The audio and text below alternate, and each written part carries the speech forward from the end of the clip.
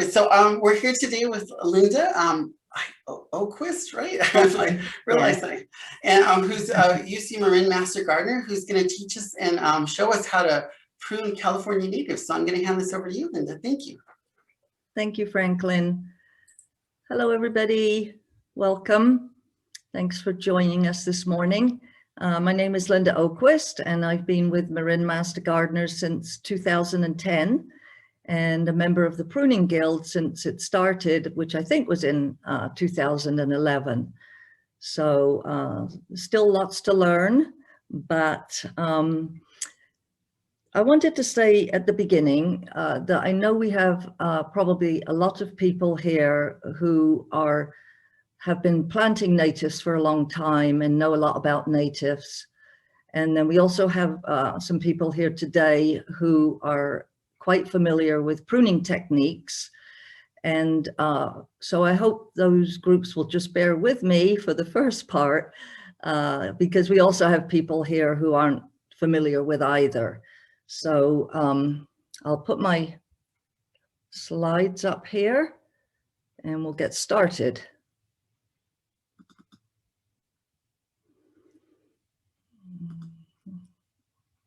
Okay, can we see that, Franklin? Yes, it's perfect. Okay, great. Okay, great. There we are.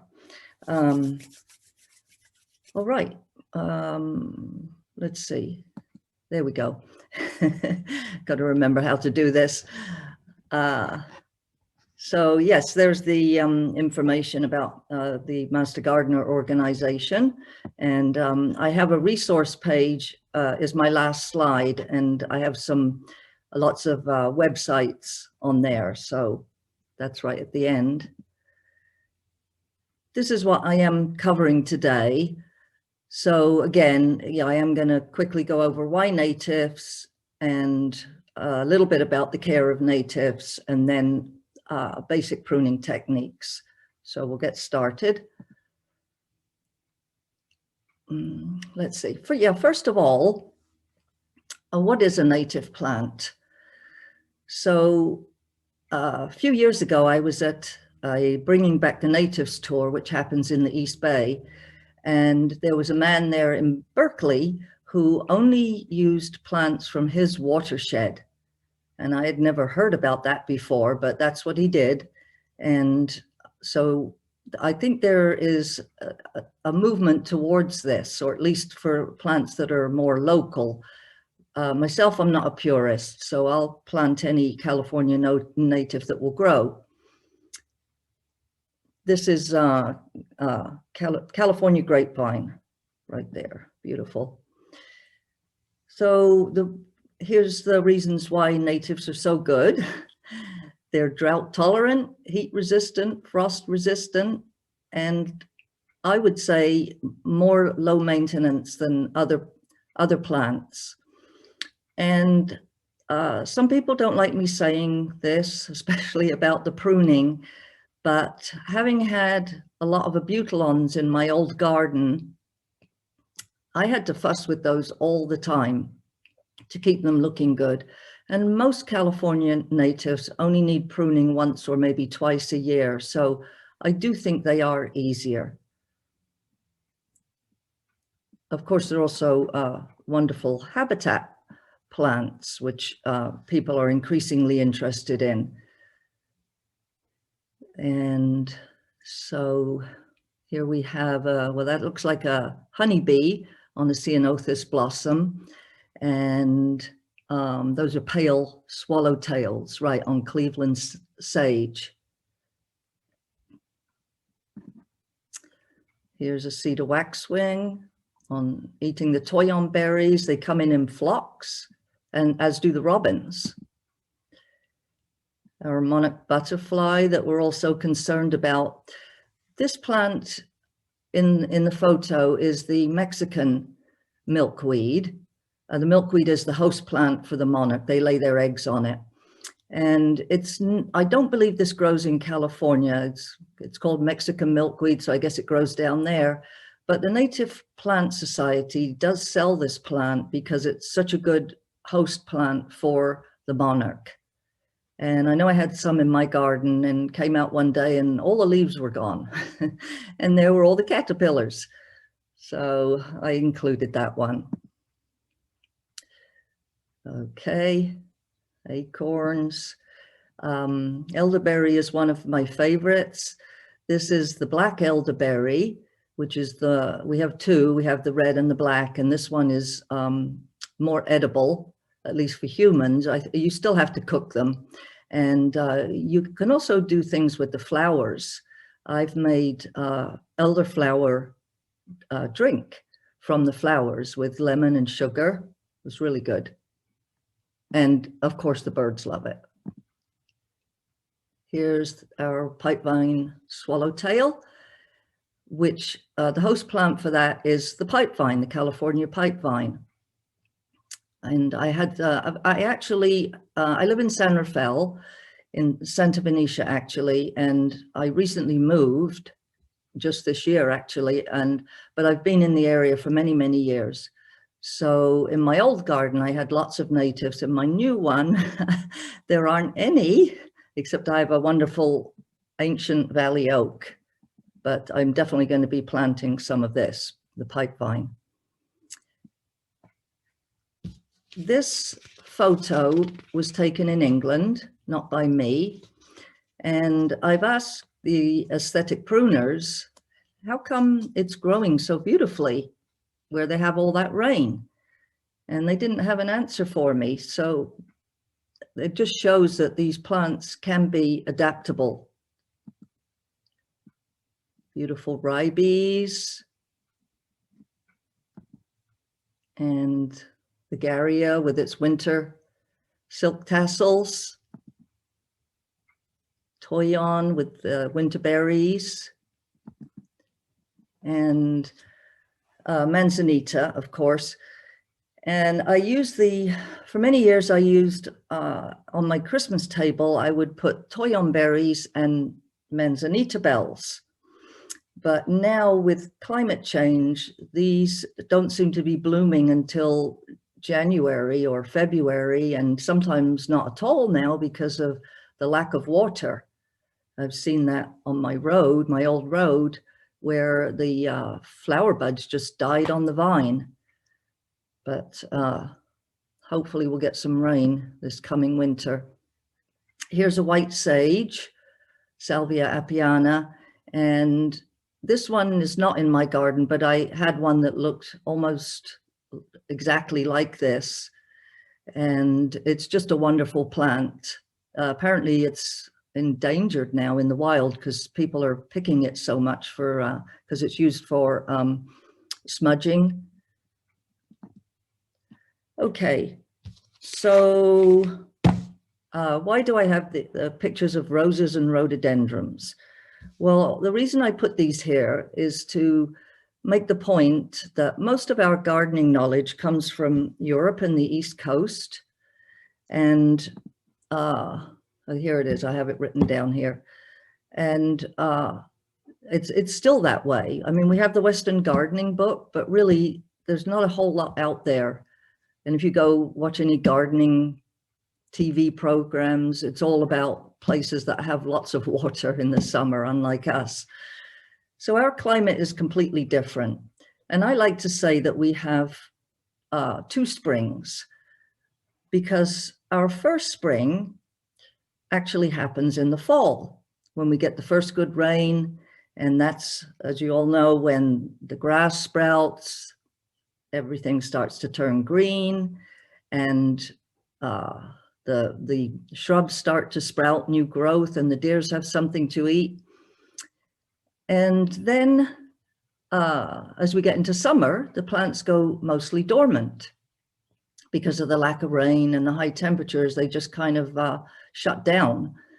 And then as the second spring, as I call it, begins in the spring and when things start to warm up again.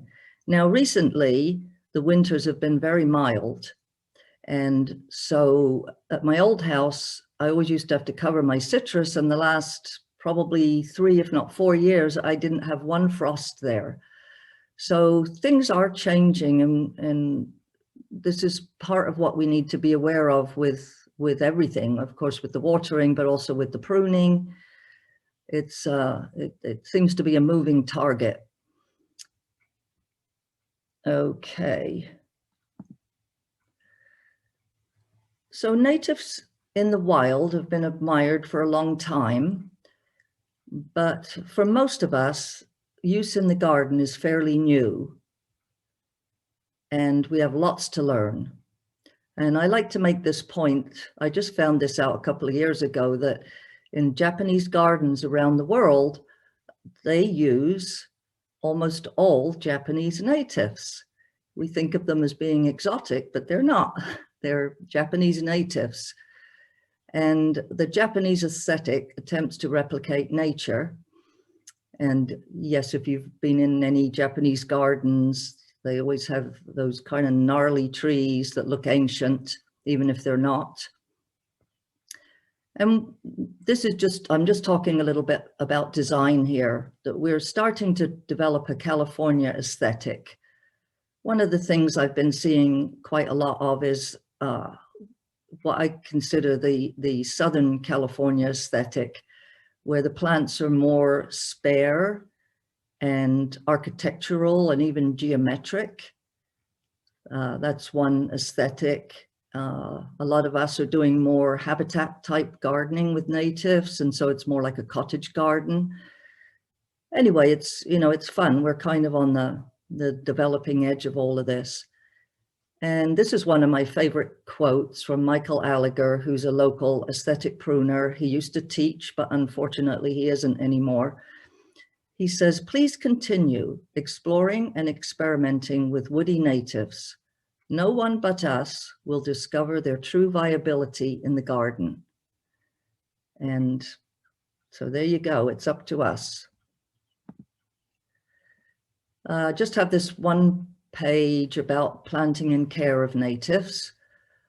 The autumn is best time to plant after the first rains, and you can work the ground, and the plants have all winter to develop their roots in the soil, which is still warm. Otherwise, you can try planting throughout the winter and even into spring. And I think it's better to buy smaller pots, because a lot of times the bigger plants, it's better for the roots to develop where they're going to be growing. So, and these plants soon catch up with the 2 and 5 gallon plants.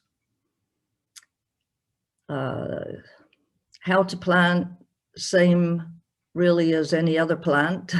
You dig a hole that's twice as wide as the root ball, but only as deep, or maybe not quite as deep, because you don't want to bury the root crown. The root crown should be level or slightly higher than the ground around it. Then you can kind of put like a sump around it for watering, you know, a little bit further out. And this is true for any plant. If the soil is dry, fill the hole with water first and allow it to drain. That way there's plenty of water down there for the roots to go for. And of course, even your natives will need regular water to get them through the first couple of summers. All right, on to the pruning part. This is just basic pruning. Excuse me. So there are 3 basic cuts, and here they are. The first one, the thinning cut, removes a branch or twig back to its point of origin, which will be on a larger branch or twig, you know, the parent, like a parent branch. And when you cut that branch off, don't leave a stub.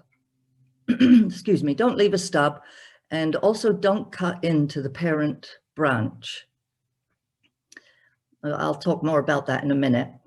Then there's the heading cut, which is what most people do with pruning, whether they know it or not. I know that's what I did for many years, just cut back wherever. So this is where you're cutting back to a leaf or a very small twig or nothing. And this is what's used for shearing, like for shearing hedges and so forth. It's a good cut for fruit trees. Okay, then there's the one that's a little trickier, the releadering cut. So every plant has a leader and often has several leaders. You know, of course, if you're talking about a plant that then has branches going out like this, every one of these branches is going to have a leader. With the releadering cut, you're going to cut to a side branch, which is smaller, and then that will become the new leader. And it's used to reduce the overall size of a plant. That's its main purpose. And I have more here about these, and I'm just going to kind of read it. It's really important to understand these three cuts because the craft and technique of pruning is used on all plants, including natives. So thinning is the removal of a branch or shoot at its point of origin. And yes, it's used to reduce density, crowding, to open up the plant, make it more airy, let the light in. And yes, it can reveal the structure if that's what you want.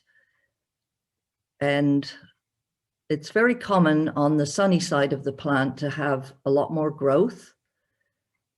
So with a thinning cut, you can thin out the dense sunny side, which evens out the plant and also allows more light into the darker side of the plant. So it has a lot of different uses, the thinning cut. Very, very good cut. There, the next one here is the releadering cut. Again, it's the removal of a leader by cutting to a side branch, which establishes a new leader. And it's used for reduction of size of the plant. There it says important for long-term size control. It also can open up the plant, of course, to air and light. Then the heading cut, cutting to a node, bud, or leaf, or nothing. And in its extreme form, of course, this is what PG&E does when they go down the road and they top those trees, and they just don't care where they cut, and the trees look awful. That's a heading cut. But it's also a handy one for like hedges and again, fruit trees, because it stimulates release of the dormant buds inside the plant. And so you're going to get more sprouting if you want to have more leaves, more flowers, more fruit, as on fruit trees, for instance, or something with beautiful flowers, then the heading cuts can be really good. Okay. Oh, one more cut, and this is for large branches. It's called a jump cut. And looking at this diagram, the final cut will be the one that's marked 3 from A to B. So if you were to cut at 3 without doing 1 and 2, what would happen when you got your saw close to B, the weight of the branch would make it drop and it would rip off, almost certainly rip off the bark and probably some of the wood too on that tree, which of course, opens up a big wound, and we don't want that. So in order to prevent that, you're going to remove the weight of the branch by cutting underneath at where it's marked 1. And then you go a little bit further out and you start sawing at 2. And at some point it should snap. The branch should snap from 2 to 1. If it doesn't, you have to make sure that that happens, because that is what you're trying to do. Then you're just left with that big stub, and you can go and make your final cut at 3. This diagram also shows the branch color, which is around every branch. Sometimes you can see it and sometimes you can't, but the branch color is, when you can see it, it's kind of like a little swollen color around the branch, where close to where it joins the parent branch, and it contains special nutrients for healing wounds.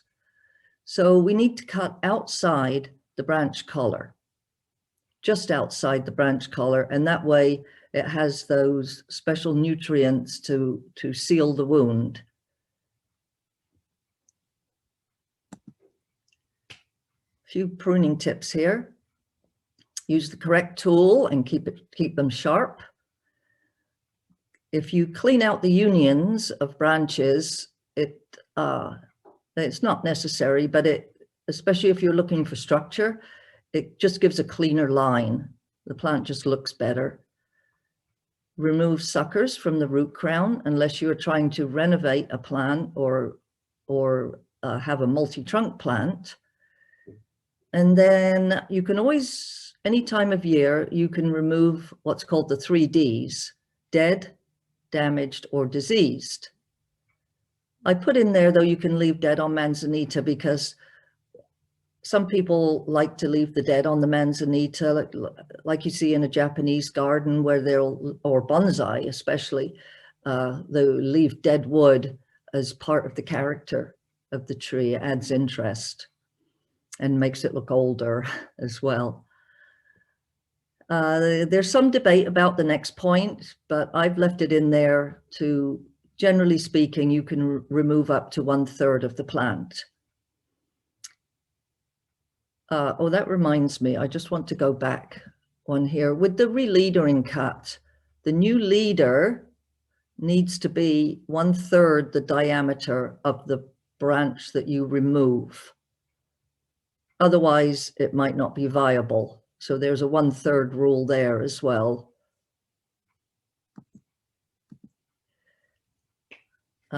Generally speaking, we have a coarse to fine aesthetic. I think that's kind of self-explanatory. And the next point is very important. Become aware of how freely the plant backbuds. And by backbudding, I mean, can the plant sprout new growth from old wood? So if you look at a Manzanita as a prime example, you won't see any sprouts back into the old wood. So if you were to cut off a branch of a Manzanita and there was nothing behind it further down the plant, then that's the end of that branch. It will never grow anything. Other plants backbud very freely, like coyote bush, for instance. Yeah, coyote bush, you can, next point, coppice. You can coppice coyote bush. And coppicing means cutting the plant to just a few inches above the ground. So you just whack back everything. It's a pretty severe thing to do, but it works for some plants. And, but, you know, well, okay, I'm not going to go into that. So let's see. Yeah. Okay. Let me see what my next one is. Okay. So one of the members of the Pruning Guild, Roger Lyon, gives a little talk called the 4 W's. And the first W is what? What is it you're pruning? Sometimes people start pruning things and they don't even know what it is. And so how do you know how to prune it or when to prune it? That's the first W. What is it you're pruning? You need to find that out. The next question is why? Why do you want to prune it? Sometimes we just get out there and start pruning. We don't really know why we're doing it. An obvious example would be if if a branch is sticking out in a pathway, you're going to want to take that branch off. If you're looking out your window and something's blocking your view, there's another reason. There are many, many reasons for pruning, but it's always good to figure out why. The next W is when, and that usually has to do with the particular plant. And we're going to be getting into that, of course, with the natives. And then the final W is ways, which is what I just covered with the different types of cuts, and on this page also the craft of pruning. Franklin, are you there? Yes. I'm just wondering, this might be a good time if anyone has questions. Yeah, so if anybody has questions, please put them in the Q&A, and I'm going to turn on the chat real quick. So, thank you. Okay, so you should be, if you're not familiar with the Q&A, you can use the chat box now.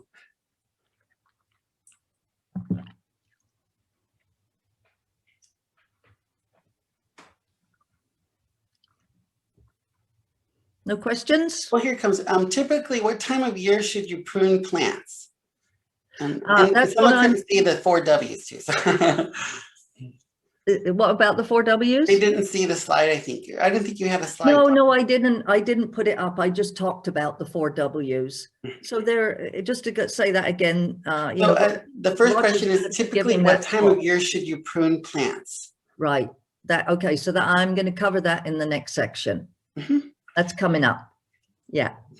And someone's saying, please clarify cleaning out unions. Right. Okay. Oops. Let's see.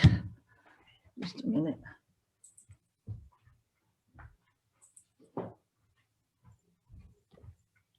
Okay. Oh, so I have a Ceanothus here.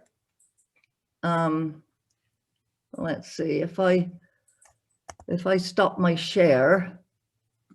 Yeah, that way we can see you. Yeah. There you go. Okay. Okay. So, yeah, this is a Ceanothus. And so I'm hoping that people can see right here where this little branch joins the parent branch. There's little leaves there, and you can prune, you can do a lot of pruning with your hands. A lot of the Japanese pruners prune with their hands. So if I prune that out like that, that's pruning. I pruned out this union here and actually a little beyond it. So it just, I think you can see that. How's that? That's better. Yeah, you can, it's clean. It just gives it a clean look. It reveals the structure of the plant. Yeah.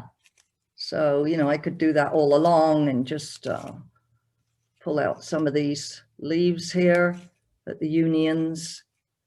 And there's a lot of stuff on this plant. Anyway, it just can make it look more handsome. You don't have to do it. Okay. So two people have asked now, will we be covering Manzanita pruning? Yes. Yeah, that's coming up. Any other questions? So someone's asking, is it for beauty or for health? Both. Both. Yeah.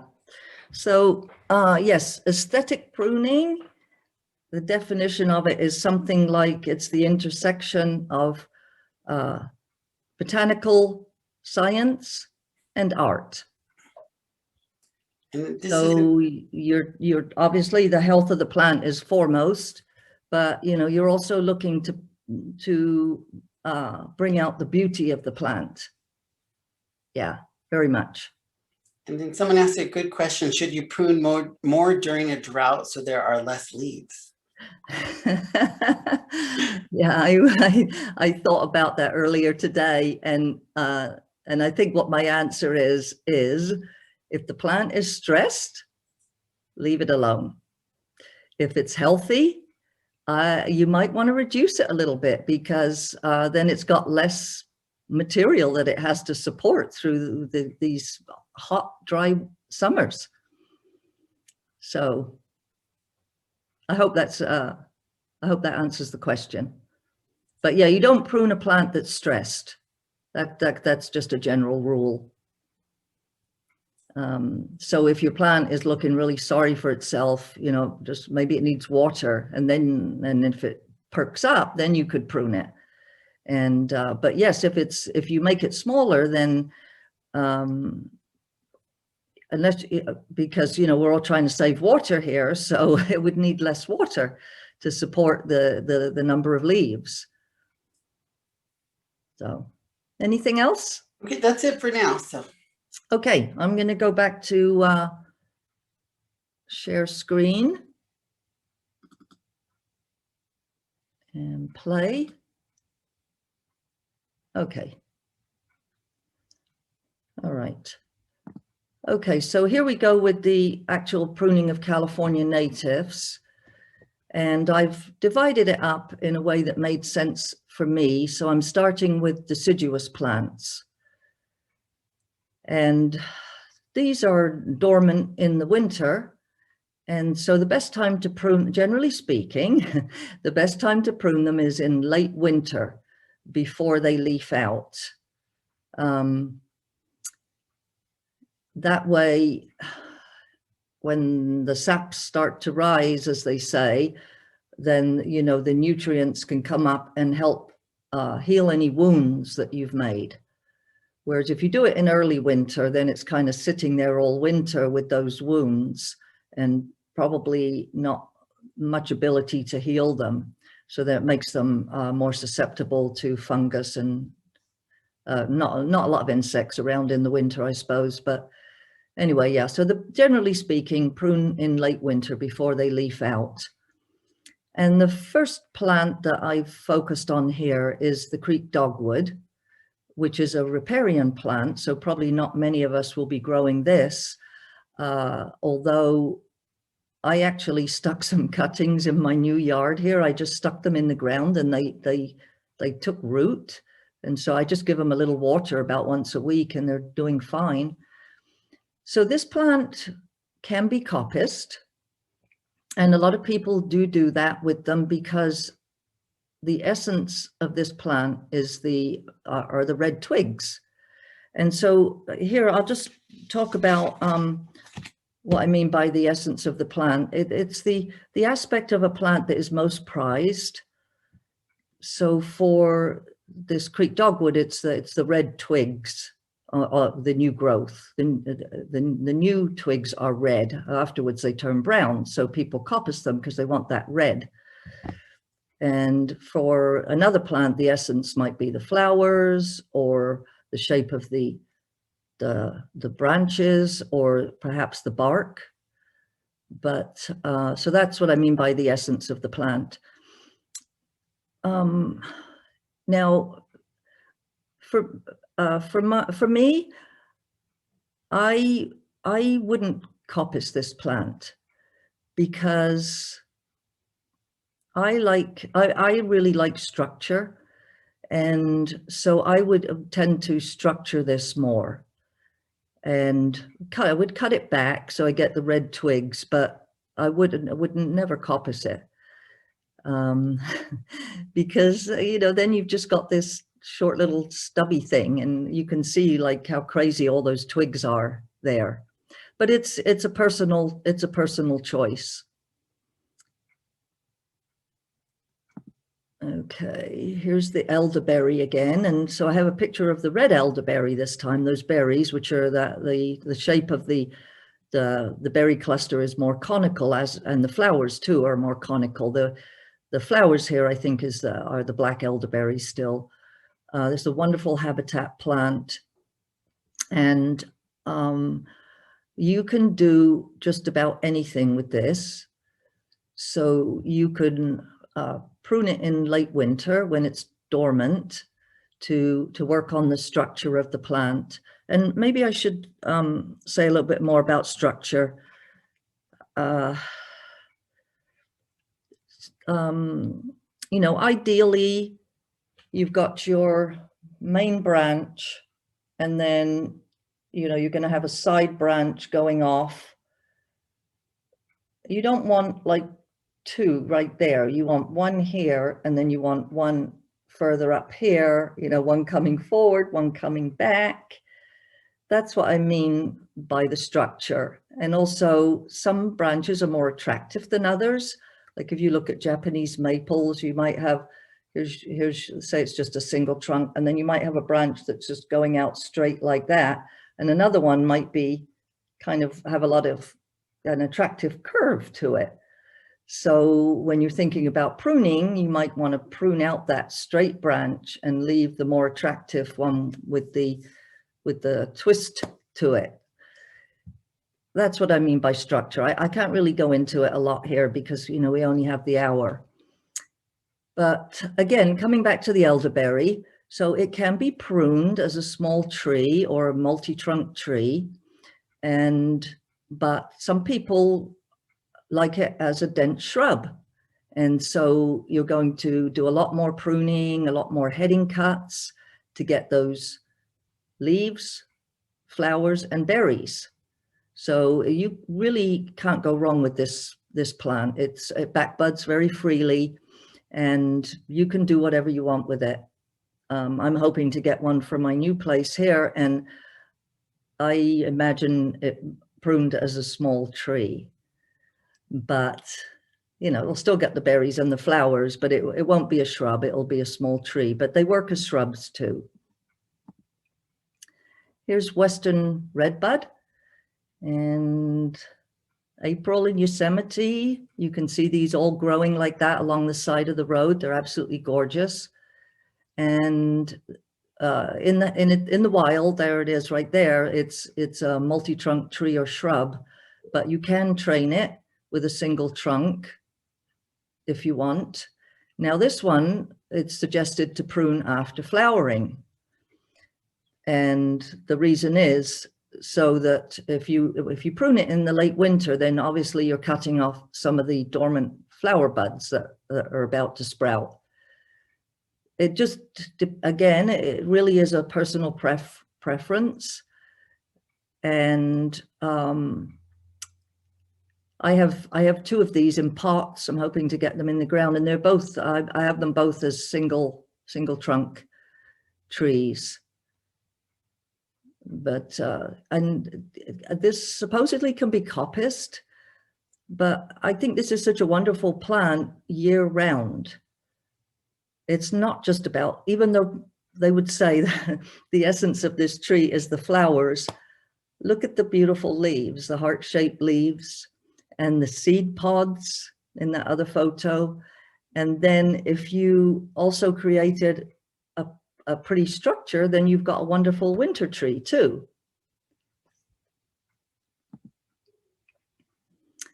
This is a mock orange, a local mock orange.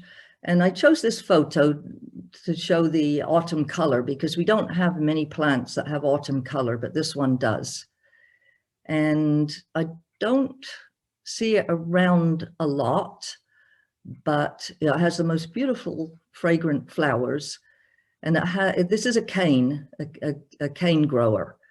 And so it can be coppiced, and you would coppice this if it stopped producing flowers, if it got really spindly, the whole thing, you could try coppicing it, and it should shoot up more canes from the ground.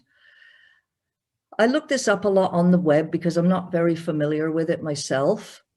And there were lots of varying information about how far to cut back the old canes. Seemed to be that most of them said remove about 1/3 of the old canes, but then with the ones that were left, some said cut them back to 1/3, 1/2, 2/3.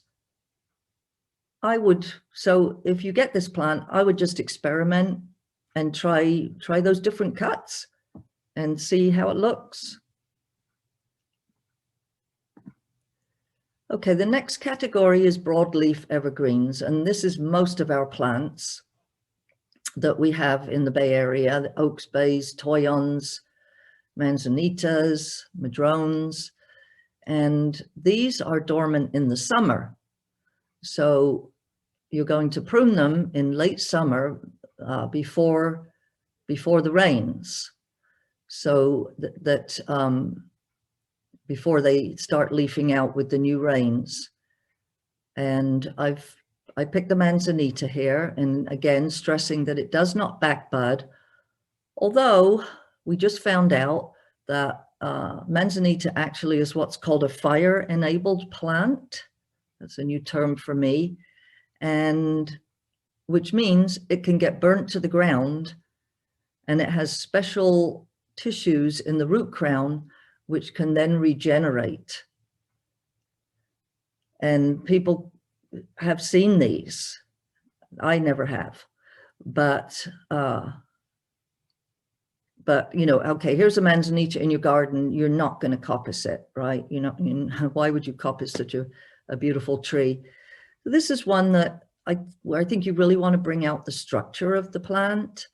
And one of the things I like to do generally is to lift plants up off the ground. By that, I mean prune out the lower growth.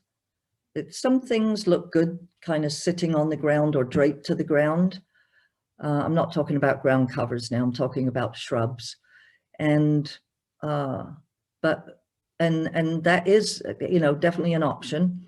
But for myself, I like to prune things up a little bit so that you can see the structure. And I also think it's a little healthier for the plant. So I just want to mention here that it's always a good idea with any tree to clear out the root crown, pull out any weeds or other plants that are growing from, you know, within about a foot of the main trunk, clear away the duff, and sometimes it gets filled up with dirt too. You know, you might dig a little bit in the dirt and make sure that you can see the flare of the root crown, because otherwise, you know, if that sits in water, if we do have a wet winter, it could cause rot.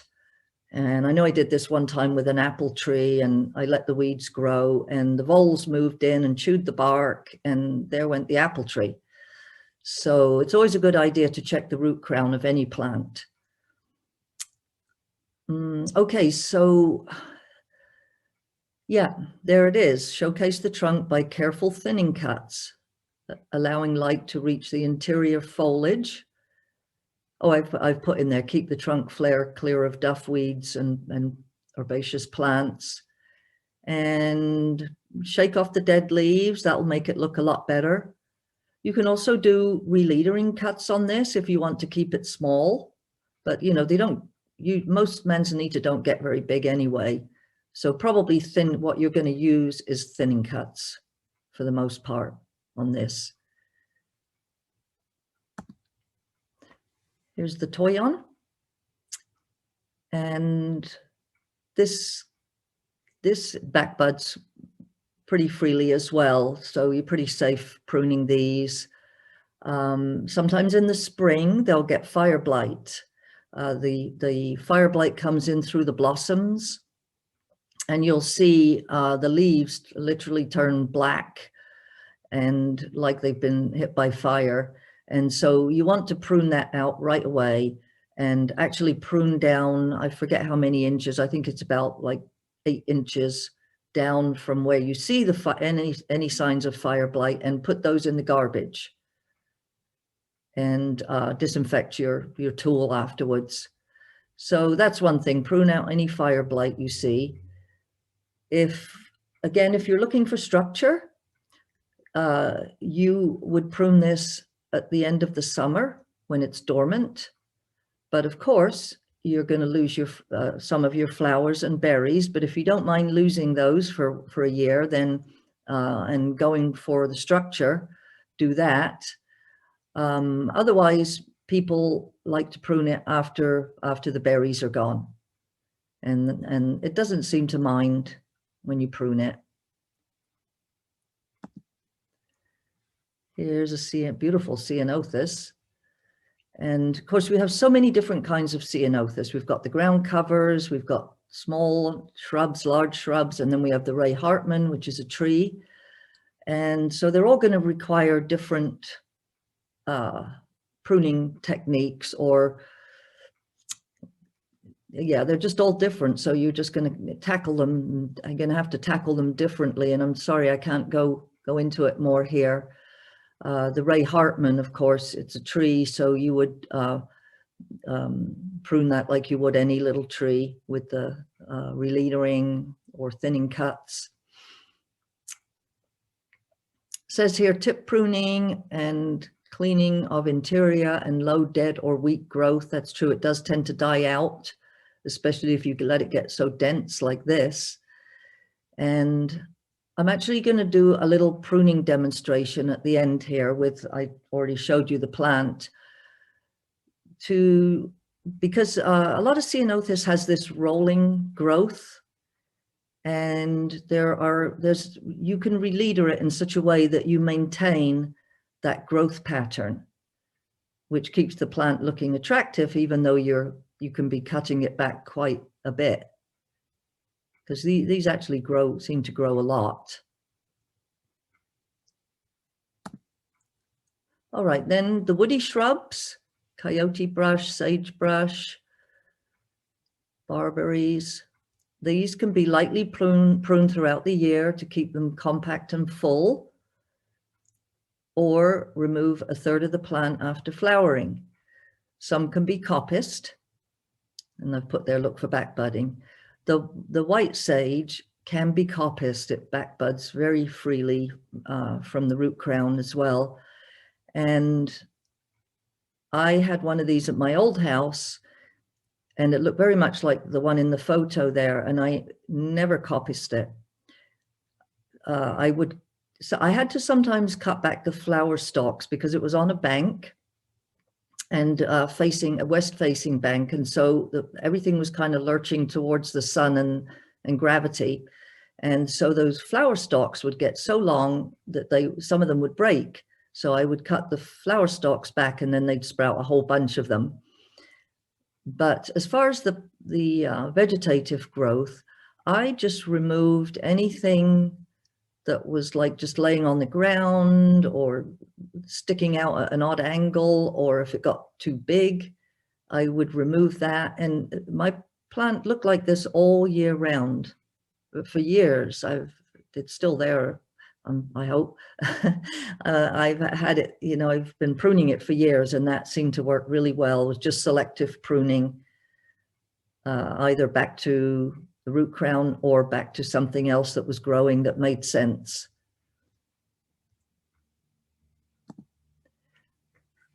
Carpentaria, I had one of these as well, and I just pruned it back by 1/3 after it had flowered. Well, actually, the seed pods on it are very attractive too, so I would wait a little while and enjoy those for a while too. It says here you can cut back hard in late summer when it's dormant. I have never done that, and I have seen these a lot in the East Bay where they're quite tall and they're really beautiful. I don't see too many of them here, and they're wonderful plants. You do have to pull off the old leaves. The old leaves tend to stick, and so it's not exactly pruning, but at some point it might start to look unattractive, and you got to pull off those old leaves. Okay, here's one of the anchor plants of any native garden, coffee berry, which looks handsome year round. And again, you can prune in late summer for structure. You can grow it as a cute little small tree. So in other words, you would prune it to be more open. You would do a lot of thinning cuts, not necessarily all in the same year. You might have to do that if you're dealing with like a very bushy coffee berry and you want to have it more open like a little tree, you might prune it over 2 or 3 years rather than attacking it all at once. one of the ones I had was alongside a staircase. And so I had to trim it back quite regularly. It didn't seem to mind that at all. So great plant and very adaptable. Okay, then there are the herbaceous perennials. These are the ones that die back and then resprout. Grindilia, penstemum, the two of them. Epilobium, I think, is another one. Anyway, okay, so the Romnea, it's usually, after it does this marvelous show, all those stalks would die and they turn brown and be dead. And so then you just cut them down and they new ones sprout the next year. What's happening now with our milder winters is they're not dying back. And so I've talked to people about this, and people are experimenting with cutting some back to the ground, cutting some back by half, some back by a third. And what I've heard is the ones that the stalks that you reduce rather than remove will bloom sooner than the ones that, of course, have to grow all the way from the ground. And so you're going to have a longer bloom season. So this makes a lot of sense to me. So again, we're having to experiment with this stuff. And this is such an amazing plant. The first time I saw this was in October on Angel Island.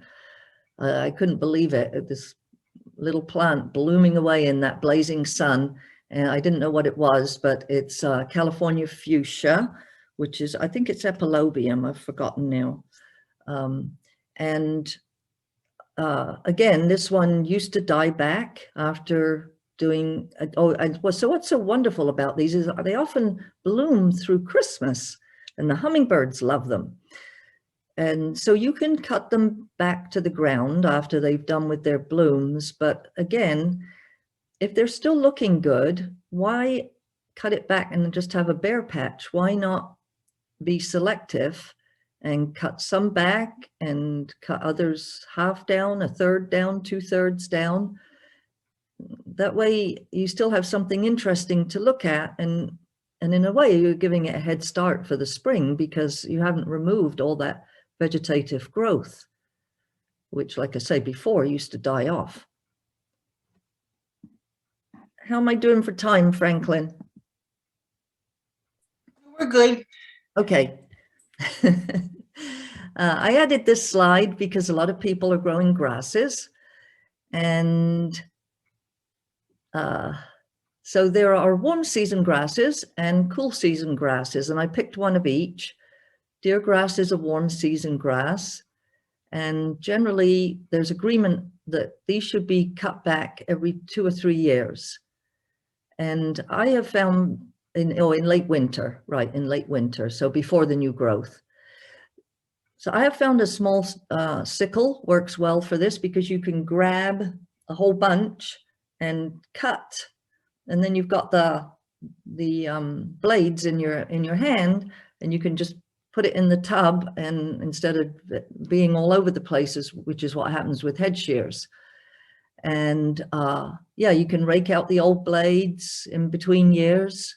And I haven't actually tried this rubber glove thing, but apparently that works really well. It kind of snags on the dead grass, and you can comb it out. The California fescue is a cool season grass, and I did a lot of poking around on the web and couldn't find any agreement about this plant at all.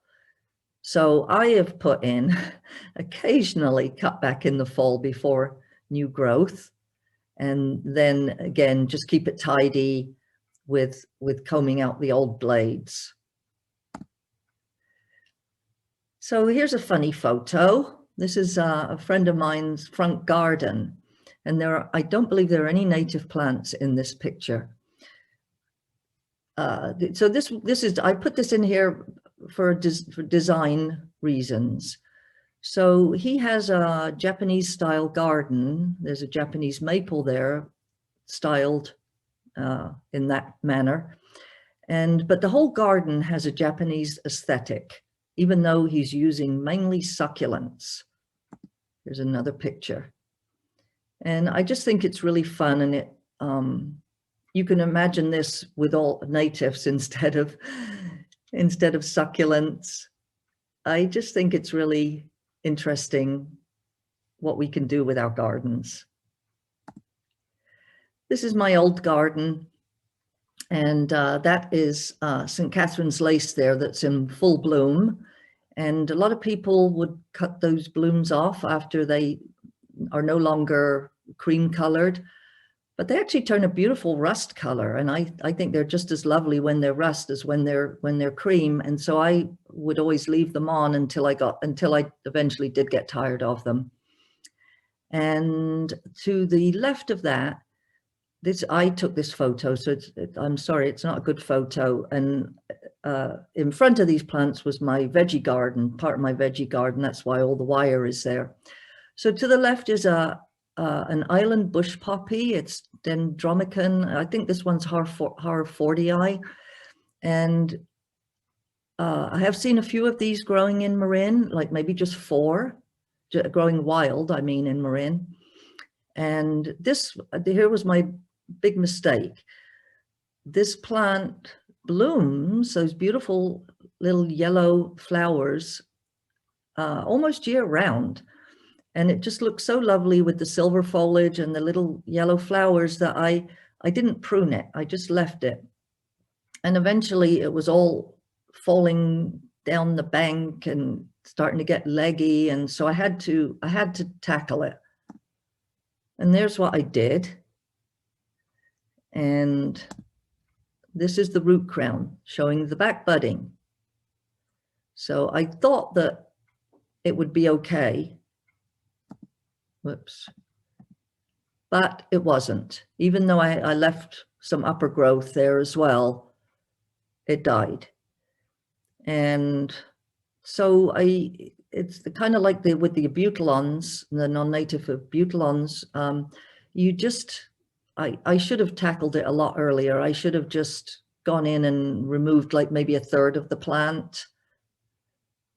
I don't know when, anytime. And then hopefully it would have continued. It would still look good, but it wouldn't have died. I don't know. It might have just been at the end of its life, because a lot of our plants are fairly short-lived.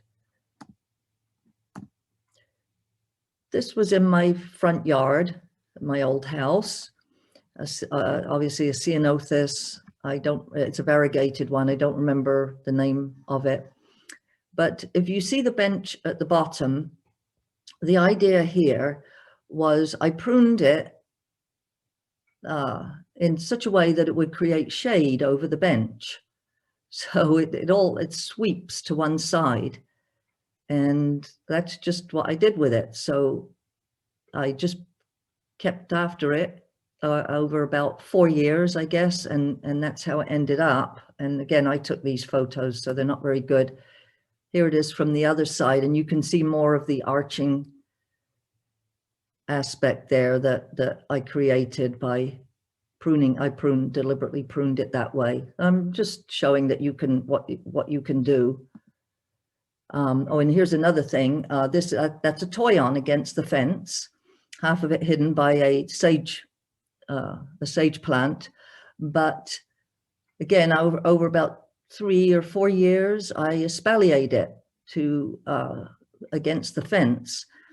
It's not tied, it's an informal espalier. So I was just pruning out the forward growing branches and the backward growing branches, and picking out branches that I thought looked nice and even, and I think it turned out pretty good. And then of course, when it gets its berries, it looks really nice. So there's another idea, espalier. There's my Garrya. Love that. And yeah, so I think I've tried to make that obvious, that really with a lot of plants, what we try to do is bring out the natural habit of the plant to enhance its natural beauty. And that's generally what you would do. But I have seen sheared manzanitas and Japanese style oaks. And one of the aesthetic pruners in particular likes to bonsai. We don't have to bonsai them. They just naturally become bonsai, the salvias. And you know, you get to choose yourself. And there's that quote again by Michael Gallagher. Please continue exploring and experimenting with woody natives. No one but us will discover their true viability in the garden. And I think this is my last slide. Have fun. That's the main thing. Oh, and also, you know, if you're new to pruning or nervous about pruning, you can always practice away on a privet or even a bay tree. You know, you can't kill those things. So yeah, practice on something that will recover or that you aren't really bothered about. Maybe something you're going to remove. Here's the resource page. Oh, I did want to mention that one of the members of the Pruning Guild, well, several of them actually, but mainly Kirby, has put together a fantastic website on pruning. He's adding more things, but under where it says helpful websites, the one immediately under that, it's on the Master Gardener website, and that's the link to it, and it's excellent, and everything I've talked about today will be there, plus a whole lot more, and you know, different diagrams that are maybe better than the ones I had. So definitely recommend checking that out. Oh, right, and here we go. The info about Master Gardeners. I think that's, whoops, play, there we go.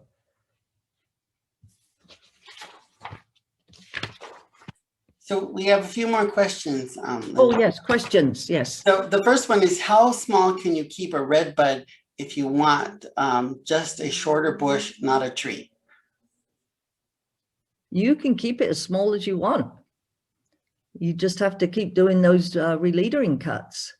But you know, red buds are, I mean, the two I have in pots, I'm not really wanting to get them in the ground to see how they grow, because they don't seem to grow very fast. Now, maybe they're, you know, mostly what we see here are the eastern red buds, and they are just bigger with bigger leaves. They're more vigorous. Maybe that person has an eastern red bud, not a western red bud. But yeah, I mean, bonsai, you can keep things small.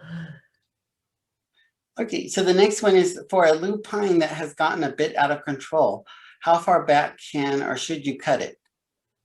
Wow. Oh my gosh. I'm sorry, I don't have any experience with lupins. I love the silver lupins that we see growing here in the county, and I've tried a few of them with not a lot of success. I did put one in at Falkirk Garden, and I believe it's still alive.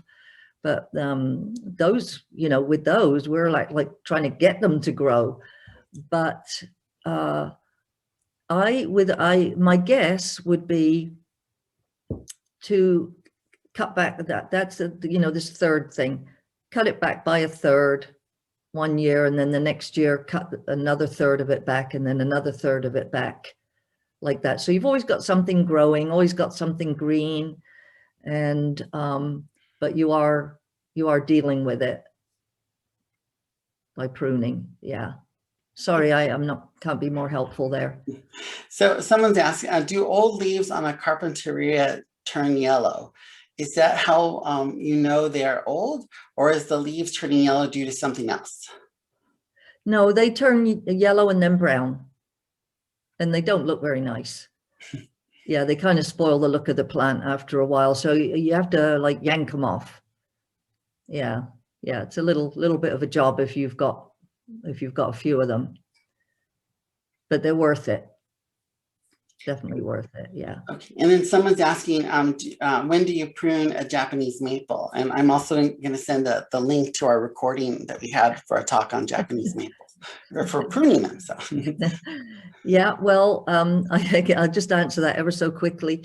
You do your structural cuts in the late winter. So that's when you would make your big cuts to get the structure. And then the next time you prune it is after the leaves, it's fully leafed out and the leaves there's no more new leaves. But you have to be careful then, because that's also the hot time of year. So you got to be careful about sunburn. You don't want to be pruning it so much in the summer that it's going to burn, because they do burn. They have thin bark. Yeah. Okay. But yes, we have, I think you've got a recording on that. So yeah. With Donna. Yeah. So the next one is, I have an Erogonum grande rubescens. Sorry guys, I'm just butchering these words. That is about 5 years old and looks dead underneath, with green only on the top. Can I cut it back into the dead looking area, or can I cut it back into the dead looking area and have it grow back? That's one of the buckwheats, I believe. I would do the same thing. I would do that same thing, you know, rather than just tackling the whole plant. I would just, when I say cut back a third of it in 1 year, I don't mean all on one side.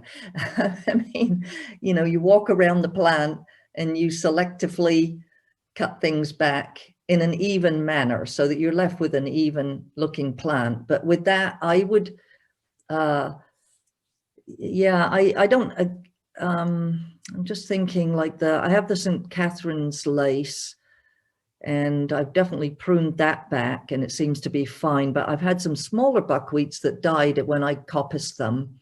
So I would cut back a third of it, like I say, going around so that it's even, and see how it does. Yep. Okay, and then someone's asked if we could send the bibliography to us, and I think that was in the handouts that you sent me, right? Yes. Okay. So that will be going out in the follow-up email, everybody. So, and then someone's asking, how does one organize a garden walk? Oh, yes, I don't believe right there. I'm sorry, I don't have the link on that page. But if you go to the Master Gardener website, which is at the top, you'll see where the garden walks are. And I believe they've started those up again now. They didn't have them during COVID. Now, the people who come in don't actually do any work. They just advise you about your irrigation and plants that you've chosen. Yeah. And then someone's asked, what natives are best on hot western slopes? Well, definitely white sage. That's where mine was. The giant buckwheat, it's not called giant buckwheat, it's called St. Catherine's lace. It's Eriogonum giganteum. Yeah, any kind of buckwheat would be good. That island bush poppy that I had grew really well there. Any salvia would do well. Well, there's a few right there, but definitely the white sage. Yeah, they love the heat. Okay, and then someone's asked milkweeds, when to prune? They're annuals, so they die back, and then, or I'm not sure that they're all annuals now. Maybe some of them are herbaceous perennials. Maybe actually, you know, again with our mild winters, some of them are overwintering and then come back again. So I would just prune them to look tidy, honestly. Yeah. Okay. And then someone's asked, is white sage a herbaceous perennial? No, it's not. It's a woody. It's a woody plant, woody shrub. Yeah, perennial. Okay, that looks like the last questions. Linda, thank you for doing this again, and thank you for joining us, everybody. Can I do my little demo, Franklin? Oh yeah. Okay. Gotta stop your share though, so we can see you big. Just for those who are interested, I know people can leave at any time. Okay, can you see me? Yes. All right.